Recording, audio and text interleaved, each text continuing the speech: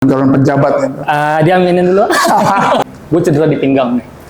Cedera di pinggang dan itu gue sampai nggak bisa berdiri sekitar 2 hari. Pertanyaan gue pas balik ke Indonesia lu begitu lagi nggak? Lo patuh di Australia kan? Yes. Balik di Indonesia lo patuh lagi nggak? Selama ini saya usahakan patuh, Pak.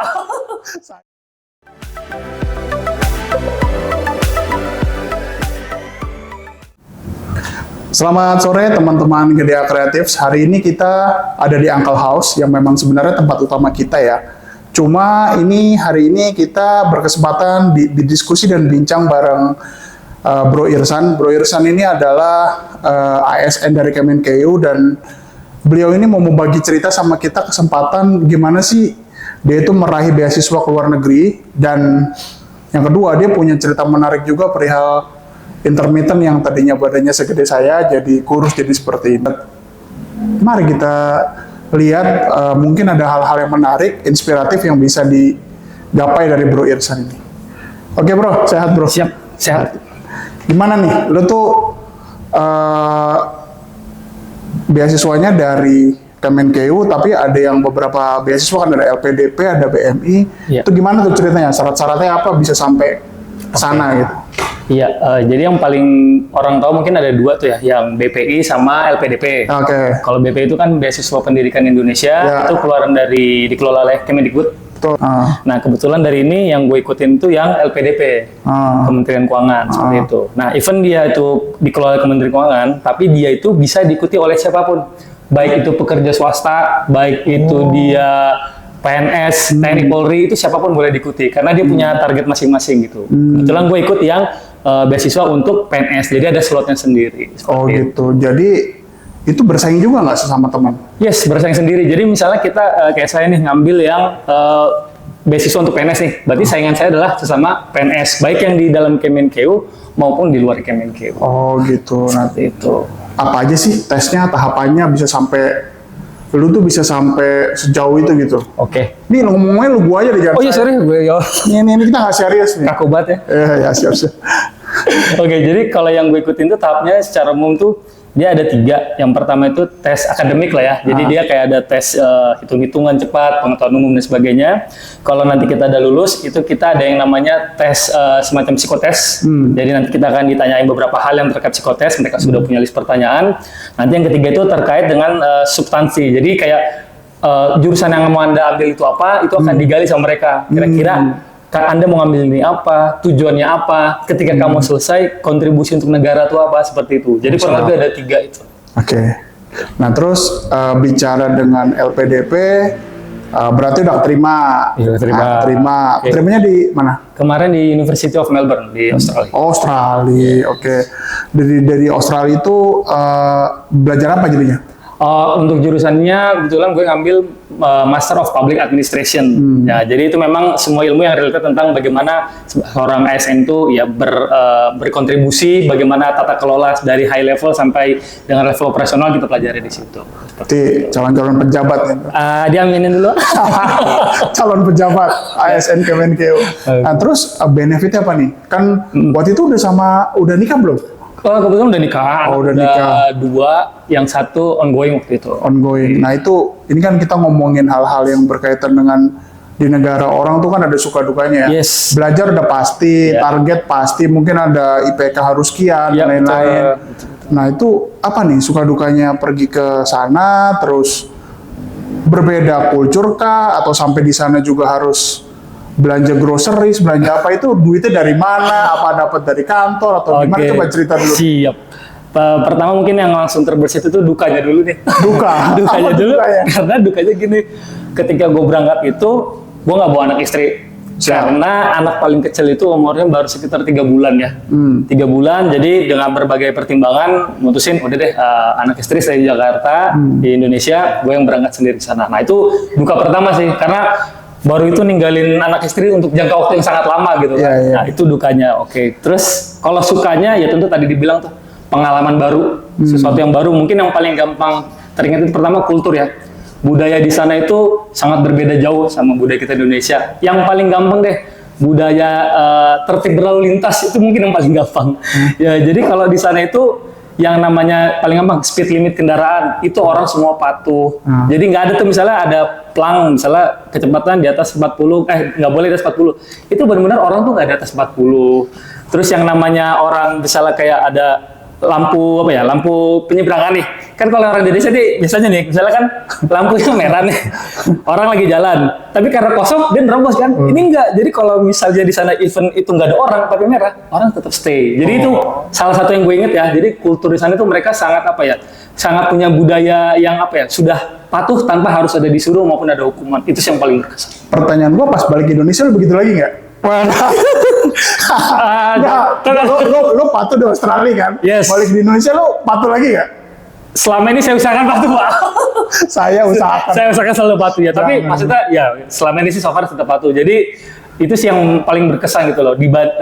Satu dari banyak pengalaman-pengalaman menarik yang saya peroleh ketika gue peroleh di Australia. Terus yang bicara tentang dapur sekarang. Oh, dapur. Dapur kan juga harus dipenuhin kan. Berarti 2 dapur dong. Lu di sana, betul. Istri di Jakarta. Itu gimana tuh menyiasatinya sama hal-hal apa yang harus dipikirin juga sih. Betul.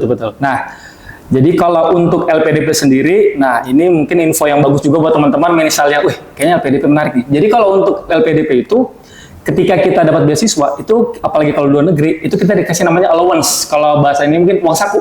Oke. Nah uang sakunya ini cukup lumayan sih kalau gue bilang. Boleh sebut angka nggak? Nggak usah ya. Ya boleh. Sebut aja. Oh ya nggak apa-apa gue sebut karena itu kalau cek di aturan manapun itu angka itu ada gitu loh. Jadi kayak kemarin gue di Australia itu dapat sekitar 2.200 Australian dollar, itu sekitar 22 juta. 22 juta. Kali 10.000 lah, tarif kan 2.200. Di luar gaji? Di luar gaji. Nah, jadi itu sekitar segitu. Cuman angka segitu seolah gede. Temen kalau lihat biaya hidup, nah itu menarik sebenarnya. Kayak biaya tempat tinggal sendiri, itu gue per bulan itu baru tempat tinggal ya, belum sama grocery, biaya makan itu 8 jutaan. Jadi ya lumayan lah. Nah, jadi kalau dari income sendiri, pertama dapat dari lembaga beasiswa, kedua tetap dapat dari kantor meskipun dipotong sekitar 40%. Jadi cuma dapat 60%. Jadi 60% dari sini sama LPDP itu masih bisa menghidupi 2 dapur lah. Itu dari penghasilannya. Nah, dari cara savingnya, karena berangkat sendiri, jadi gue ya juga hidupnya sendiri. Jadi kayak gaya anak kos zaman dulu lah, kita SMA kayak kuliah gitu. Jadi itu gue bilang gue mode irit banget deh. Jadi kayak sarapan tuh kalau biasanya kita sarapan makan 3 kali sehari ya. Nah gue tuh kalau pas di Australia itu kayaknya sarapan cuma 2 kali. Makan 2 kali. Sarapan tuh cuma roti sama susu udah berangkat. Gitu. Jadi emang pola hidup juga nyesuaiin sama penghasilan sih gitu. Intinya bisa kita di luar negeri pun kita bisa ngemat sih teman-teman. Gitu. Oke. Nah terus bicara tentang hemat, bicara tentang nah terus akhirnya istri ikut. Enggak tuh, sampai gue sudah lagi nggak ikut. Gue pikir istri ikut bicara apa ya? Nggak ikut akhirnya. Jadi gue benar-benar dari awal sampai selesai itu tetap di sana. Cuman waktu libur semester itu gue sempat balik ke Indo. Karena kan itu libur hampir sekitar sebulan ya. Jadi gue kangen juga sama anak. Takutnya anak paling kecil nggak inget muka bapaknya kan. Jadi kayaknya pulang dulu. Nggak inget sama muka. Soalnya takut dipanggil om gue. Soalnya yang paling kecil itu pas gue 3 umur 3 bulan 4 bulan Pak. Jadi gue pas datang itu dia umur hampir setahun kurang lah. Itu pun pas gue ketemu gue inget nangis lihat gue. Lucu deh. Oke, ini diminum dulu. Oh siap. Ini kopi dari mana nih? Oh, Uncle House ya. Ya, ini signature-nya dari Uncle House. Ini ada kopi gula aren. Nah, dicoba bro. Siap. Kalau yang di gua nih latte nih. Mantap. Uncle House. Oke, terus kita di LPDP udah selesai, sampai di sana, sekolah selesai, akhirnya balik ke Jakarta, terus balik jadi ASN lagi ya kan. Nah, gue punya cerita hal yang menarik itu, kok lo bisa dari gemuk kayak gue nih, 100 lebih berat badannya, jadi turun ke berapa sekarang? Sekarang sekitar 75 gue, 75-76 lah. 75? Iya. 35 kilo? 30 lah katakanlah. Gimana caranya? Gimana caranya? Caranya itu semua bermula dari COVID sebenarnya. Jadi kalau orang kayaknya kan COVID itu sesuatu yang menakutkan. Mungkin butuh beberapa orang ada hikmah lah. Kalau gue ngambil hikmahnya selain karena waktu itu kita WFH lah ya, semua orang nggak bekerja. Nah itu gue manfaatin hikmahnya. Di situ gue komitmen ke diri sendiri untuk mulai diet, diet sama mulai olahraga. Nah, diet yang gue lakukan paling simpel itu, gue nggak makan nasi, gue ganti nasi itu jadi oatmeal. Nah, itu yang mungkin paling berefek ya, karena kan kalau nasi itu kan karbonnya tinggi ya, sedangkan kalau oatmeal itu serat dia, jadi karbonnya lebih rendah. Itu yang pertama gue ganti. Oatmealnya tuh dicampur apa nggak? Misalnya kan oatmeal dicampur sama madu, dicampur apa? Kalau gue kemarin itu kayaknya cuma air panas doang. Nah, tapi kalau ini kan mungkin orang bisa macam-macam modelnya ya. Kalau gue kemarin lauknya tuh bebas, jadi kayak ayam, mau ikan maupun nggak apa-apa. Tapi nasinya gue ganti sama oatmeal yang gue panasin. Memang rasanya awal-awal tuh kayak tawar gini ya, nasi tapi makan ayam itu aneh, benar jujur. Kalau ngebayangin itu pasti ada. Tapi ada yang bilang kan kalau kita udah melakukan kebiasaan sekitar 3 minggu itu akan udah mulai biasa. Dan akhirnya setelah sebulan 2 bulan itu gue udah biasa aja gitu. Itu gue lakukan selama hampir setahun. Plus itu gue ngelakukan olahraga yang di rumah aja. Jadi modal matras lipat itu. Terus gue ngeliat ada aplikasi yang gue install. Ada gerakan-gerakan simpel kayak push up, sit up. Udah itu gue lakukan konsisten selama setahun. Hasilnya ya kurang lebih seperti ini lah. Tapi kan itu kan kenyataannya itu kan kalau ngomong gampang ya bro. Cuma menjadikan kita konsisten. Kita nggak pengen lagi makan atau nggak kepengen lagi nggak ngelakukan. Apalagi ada hari-hari kita mungkin capek kerja pulang jam 10, jam 11. Pagi itu kan kita minimal workout 1 jam kan berarti. 1 jam sebelum kerja atau setelah kerja. Itu gimana memotivasi diri lu tuh mau terus untuk melakukan itu gitu sama nggak kepengen makan junk food lagi itu kan utama kayak gorengan juga junk food kayak ya yang lu tau lah yang kotor-kotor tuh gimana paradigma pola pikir lu bisa nggak mau itu gitu. Biasanya orang tuh mau melakukan segala sesuatu itu dengan sungguh-sungguh biasanya awalnya adalah karena motivasi. Nah, motivasi setiap orang kan beda-beda nih. Kalau gue waktu itu motivasi gue adalah karena gue mau olahraga lagi. Nah, kenapa gue mau olahraga lagi? Ini mundur dikit ceritanya. Dulu pas badan gue gede, gue tuh masih rajin olahraga badminton. Nah, masih olahraga badminton, suatu saat gue main, gue cedera di pinggang nih. Cedera di pinggang, dan itu gue sampai nggak bisa berdiri sekitar 2 hari. Karena benar-benar pain-nya tuh sakit banget. Gue sampai manggil tukang urut, minta tolong sama istri gue, panggil tukang urut yang biasa, untuk minta tolong diurut. Nah, setelah udah diurut, udah gak bisa berdiri, gue akhirnya ke dokter untuk ronsen. Gue takutnya ada kenapa-napa kan sama tulang belakang kan. Tapi nggak HNP kan, nggak saraf kejepit kan? Takutnya itu, aku belum tahu tuh. Nah, ini kejepit apa tulang geser kan namanya kita orang ngomong kan apa ya? Angkat beban kan olahraga kan lompat, terus gerakan-gerakan yang inilah bikin gimana istilahnya? Semua badan bergerak. Badan kita tidak mampu menumpu. Itu dia. Tidak mampu menumpu badan. Betul. Lutut kita kan. Nah, setelah gua diurut, udah agak pulih dikit, gua cek ke dokter. Terus dicek, setelah di ronsen ternyata fine, nggak ada pergeseran apa. Cuman penekanan dokter bilang gini yang itu menurut gue yang motivasi yang bikin gue kayaknya gue harus ngurangin badan. Dia bilang gini, Bapak kalau mau olahraga lagi, Bapak harus kurusin berat badan. Kalau enggak, Bapak saya saranin nggak boleh olahraga lagi. Itu yang menurut gue, kok kayak gini ya? Nah, akhirnya gue mikir, gue masih main olahraga nih, gue pengen badminton atau olahraga lain. Akhirnya gue mulai tanamkan dalam diri, yaudahlah, gue mau ngurusin badan. Jadi menurut gue, hal yang utama sih menurut gue motivasi ya, nggak mesti kita sakit dulu, tapi minimal kayak oke deh, gue kayaknya mau mulai nih. Nah seperti itu sih, mulai dari hal-hal yang ya gimana ya, mulai dari niat dulu sih sebenarnya. Klise tapi menurut gue itu memang yang harus dilakukan sih Pak. Ya betul, memang segala sesuatu nggak segampang yang kita pikir ya. Betul. Prosesnya gue enak nih, tinggal lu lihat kurus nih. Tapi kan lu berdarah-darah juga. Banget Pak, itu oatmeal Pak, saya kalau inget-inget, kalau sekarang kan makan nasi dikit-dikit lah, cuman kalau inget dulu fase itu Pak, berat Pak. Saya aja kebayang makan oatmeal pusing, gua kalau makan oatmeal itu ya, sebenarnya itu adalah, pernah. Lu tahu kenapa gua mau makan oatmeal? There is no choice. Ketika sudah nggak ada pilihan, tidak ada nasi, baru gua makan oatmeal. Kalau enggak, gua nggak mau makan oatmeal. Itu tuh udah ya, kalau nggak ada lah ya kan. Baru opsi terakhir ya. Terus, tips-tips nih kan, tips-tips buat kayak gua nih kan orang yang gemuk sekarang, ya kan, mau memulai intermittent, mau memulai apa sih namanya ya, jadi sehat, kita tuh nggak mudah. Itu selain motivasi apa lagi tuh? Selain motivasi, menurut gua semua itu dimulai dari hal yang paling kecil. Misalnya nih, Bro Andika nih mau misalnya, gua mulai minggu depan atau mulai besok gua mau melakukan hal kecil. Yang paling gampang aja deh, misalnya nih misalnya makan berapa kali? 3 kali sehari nih. 3 kali sehari. Yang paling gampang, malam makan nggak usah pakai nasi. Lauk tetap makan. jangan nasi. Makan 3 kali sehari. Itu perubahan paling simpel kan? Lakukan itu selama sebulan. Ntar itu udah bisa, kurangin lagi. Misalnya makan pagi nasinya setengah, nasi siang full, pagi tetap makan nasi. Jadi hal paling gampang, lakukan perubahan dari yang paling kecil-kecil dulu. Itu Pak.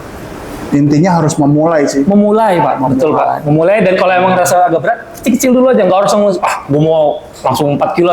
Kecil-kecil dulu aja Pak. Gitu. Nah, terus berarti intermittent lu di jalan, berarti gue lihat udah sukses lah ya, udah berhasil. Iya. Udah berhasil. Nah, sekarang apakah ada efek samping dari intermittent itu sendiri? Karena gue dengar ada efek samping dari intermittent tuh kayak sering jadi GERD gitu ya. Ya, GERD. Nah, ini kita ngomongin GERD. Kebetulan GERD itu kan biang kerok masalah dari semuanya ya. Betul. Jadi apakah pengaruh ke GERD? Jadi kan lambung yang biasa diisi banyak. Kalau kita ngomongin intermittent kan nunda makan. Bener Pak. Ya kan, kalau yang muslim bisa puasa. Bedanya kalian ini kan nggak makan. Kalau kami ini kan nggak makan sama sekali. Kalau intermittent kan boleh minum teh, boleh minum kopi tapi pahit, boleh minum air putih. Nah itu lambung justru masalah apa nggak sih? Nah, ini sedikit cerita. Kalau yang pas aku diet itu, dia bukan intermittent sebenarnya. Itu polanya cuma pola kayak diet biasa. Nah, intermittent ini baru sekitar setahunan ini gua intermittent. Nah, nggak beda ceritanya. Kalau yang pas ngurusin itu, makan tetap biasa tuh. Pagi makan gini dan sebagainya, cuman ganti oatmeal. Nah, kalau yang udah setahun belakangan ini, intermittent. Polanya itu kalau gua baru bisa makan tuh jam 11, nanti jam makan terakhir itu jam 6 sore. Jadi sarapan pagi tuh skip. Nah, jadi kalau intermittent ini sebenarnya nanti kalau bisa cek juga di internet sebagainya, itu polanya macam-macam. Nah, kalau yang paling bukan paling mudah ya, istilahnya kalau yang ada artinya, gue biasa sarapan dan sebagainya. Sebenarnya triknya gampang aja. Jendela makannya dipanjangin, sama mulai buka puasanya itu dari agak pagi. Misal nih, biasa sarapan nih jam 9, oke. Berarti mulai makan jam 9, misalnya kita pakai jendela, katakan jendela 8. Nah, kan intermittent kan jendela makannya. Berarti jam 9 sampai tambah 8, 17. Terakhir makan jam 5 malam. Jadi anggap lu jam 5 sore lu harus udah makan malam. Habis itu lu jangan makan lagi. Jadi sebenarnya menurut gue intermittent itu bisa kita akalin. Nggak mesti harus kayak, gua harus nggak makan pagi nih, dan sebagainya. Gitu. Nah, kalau intermittentnya tiba-tiba berubah-ubah nih, gue pagi ini jam 9, tiba-tiba 3 hari lagi, itulah, lu tahu sendiri kan, manusia kayak gue ini kan niatnya mendang-mending ya kan, betul. Tiba-tiba geser, gue maunya jam 11 Nah itu bagaimana? Apakah berdampak? Apakah tetap lebih baik itu konstan? Yes, lebih baik itu konstan, tapi kalau misal gini, kalau kayaknya kan misalnya kita, gue masih pemula nih, gue nggak berani jendela makan yang kecil-kecil. Tetap aja konstan, tapi jendela makannya dilebarin. Misalnya kayak tadi kan gue bikin misalnya jam 9, terakhir makan jam 5. Tapi gue nggak bisa nih, biasa terakhir makan tuh jam 7. Ya udah, kompromi aja sama diri sendiri, tapi konsisten. Sebenarnya prioritasnya adalah konsisten. Tapi kalau jendela makannya berat, lebarin aja. Jadi misalnya gue makan jam 9, terakhir makan jam 6 sore. Ya udah, habis jam 6 lu jangan makan lagi yang aneh-aneh. Besok pagi mulai lagi jam 9. Jadi gitu. Intinya konsisten tuh penting, Pak. Oke. Habis ini nih gue lihat nih, setelah intermittent fasting lo berhasil nih, gue lihat nih lo hobinya nih lari maraton nih. 5K, 10K apa 30K nih? Gimana nih bro? Kalau lari terakhir sih kemarin ikut yang half marathon yang 21 kilo. Ya itu pencapaian terakhir yang kemarin sih, yang paling jauh sih itu 21 kilo. Dapat medali nggak? Dapat dong. Dapat. Karena ya meskipun nggak naik podium, tapi semua yang finish dapat medali. Tapi bener ada yang naik podium? Ada. Yang dapat naik podium itu yang 3 tercepat. Dan biasanya itu atlet-atlet yang memang udah latihan gitu. Kalau kita tujuannya emang sekedar finish, Pak. Finisher ya? Finisher, tapi nggak naik panggung. Nah, terus di sana, di half marathon itu lo sendiri apa sama teman atau? Kalau ke sana sih ketemu sama teman-teman ya. Jadi udah janjian kita mau ikut event half marathon nih. Ketemu di sana, terus ketemu sama peserta lain juga. Itu kayaknya ada ribuan deh, 3.000 something gitu. Ikut yang nama yang kemarin tuh namanya Digiland Run 2024, itu yang ngadain dari salah satu inilah lembaga yang ini ngadain maraton. Tapi nggak ada masalah kan? Kemarin gue lihat ada teman-teman yang posting maraton tuh macet, terus dia ngerasa bahwa jalur untuk maratonnya hilang gitu. Nah, kalau lu gimana nih, kan itu ya, bener. Kemarin Itu kalau nggak salah yang di Bandung. Siap, Jadi, lu tahu tuh. gua tahu. Rame, viral. Orang tuh, gue bayar lari maraton, Iya. half maraton, tempat gue buat lari nggak ada. Betul. Pace gue turun, apa lu bilang? Iya, Pace pace, itu apa? iya, Artinya pace itu speed sebenarnya sih. Speed ya, Iya. speed gue turun, jadi gue nggak dapet nih. Nah, ini gimana? Yes. Ini aman kemarin. Kalau ini kemarin kayaknya aman. Jadi kalau menurut gua, ini menurut gua orang awam ya. Jadi kemarin tuh kalau yang di Bandung itu menurut gua gimana caranya si penyelenggara itu koordinasi dengan kepolisian maupun pemerintah setempat untuk mengamankan rute. Sebenarnya itu sih isinya. Kalau yang kemarin gua alamin itu kan mulai startnya dari GBK ya. GBK itu keluar sampai Bundaran HI, nanti dia sampai ke arah Sisingamangaraja dan seterusnya. Nah, itu jalurnya semua diamanin sama kepolisian, dibantu juga sama kru dari panitianya juga. Dan gue lihat di situ kerjasamanya bagus sih, baik dari si kepolisiannya, dari panitia maupun si yang pengendara juga. Jadi ketika mereka tuh ada acara, mereka mau tuh tetap nunggu sampai pelarian. Nah, itu menurut gua itu yang kemarin mungkin di Bandung, seperti itulah, gua nggak berani cerita. Itu tergantung penyelenggara lah intinya kenapa seperti itu. Harinya hari Minggu tuh. Hari Minggu, Pak. Berarti lu nggak mampir tuh. Awan. Pinggir CFD itu kan banyak orang dagang. Setelah lari kayaknya, Oh, Pak. setelah lari ya. Capek dong kayak gitu. Lumayan, Pak. Oke bro, nih kita dapat Siap. ini nih, dapat makanan dari Uncle House nih. Wis. Ini pisang ya. Ini sehari cuma 10 porsi aja nih ya. Ini pisangnya pisang mas, enak banget rasanya. Kalau mau coba di Uncle House ada nih, kita coba dulu nih. Gimana testimoninya nih? Kalau yang satu lagi tahu Gaspol. gaspol. Nah, ini juga enak, best seller. Jadi kita bisa coba dulu nih ya. Oke, Coba-coba kita sambil coba dulu ngobrol. ya. Oke, siap.